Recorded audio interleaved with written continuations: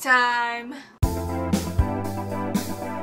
This idea has been knocking around my brain, or lack thereof, for a long time now. I finally found all the materials I need, as you saw, and we can finally make it worm on a string outfit.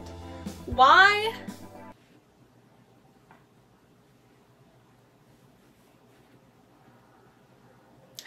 Now I have this random ass polo I found that I'm gonna crop, cut down the middle, in the front, not the back, and then use that as the base layer for the jacket so that the worms have something to go onto instead of just kind of being stuck to each other, because I think this will make it more flowy and nice and...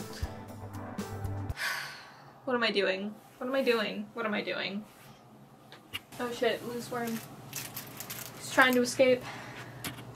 I bought over 200 worms. Oh, sweet child. I ended up buying almost 1,000 worms for this.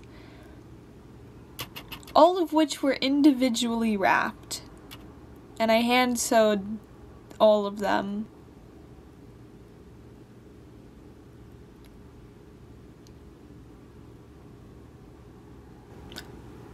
Kill me now. Once I was about 1,000 worms in debt, I was able to complete the jacket after unwrapping them all and piling them into multiple piles.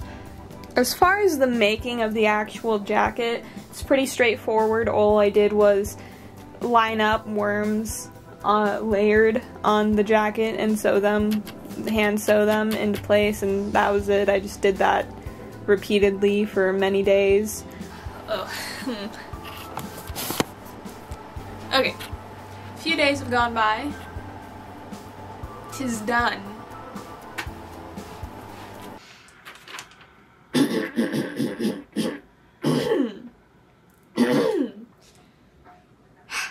And now, a short history of worm on a string, aka squirmels.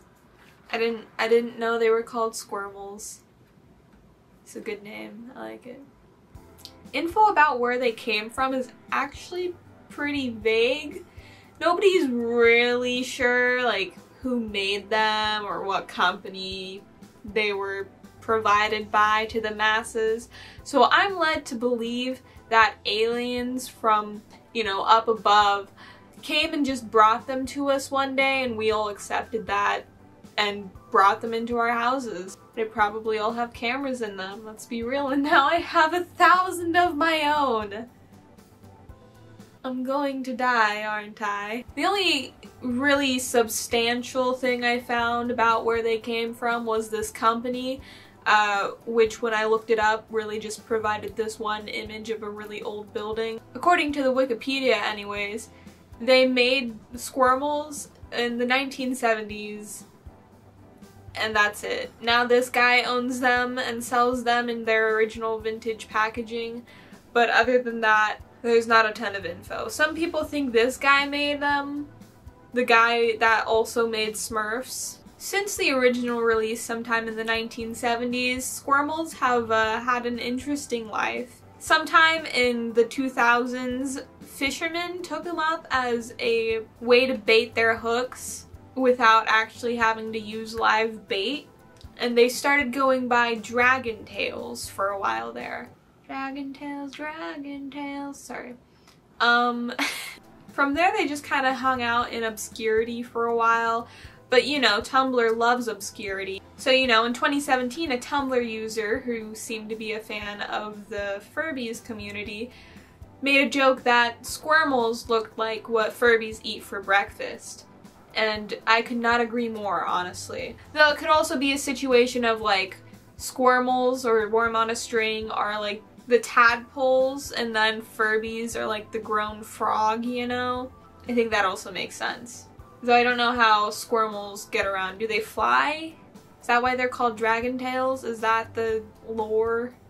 And then a couple years later in 2019, aesthetics became a big mainstream thing and wormcore, something I am proud to now partake in, became a you know, big subculture on the internet, as did many things. Will we truly ever know where worms came from? No, probably not. But are we glad they're in our lives? Absolutely. Anyways, here's a reveal, I guess.